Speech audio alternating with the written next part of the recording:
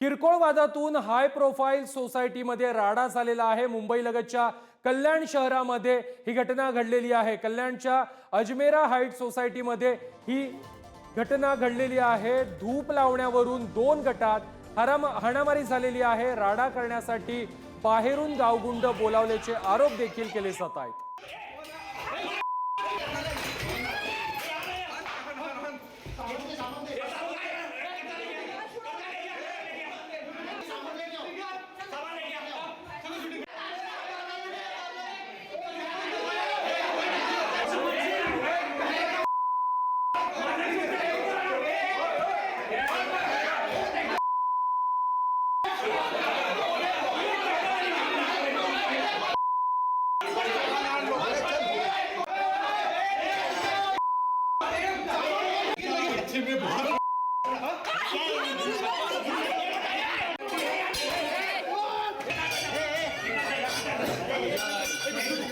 योगीधाम residential society आहे।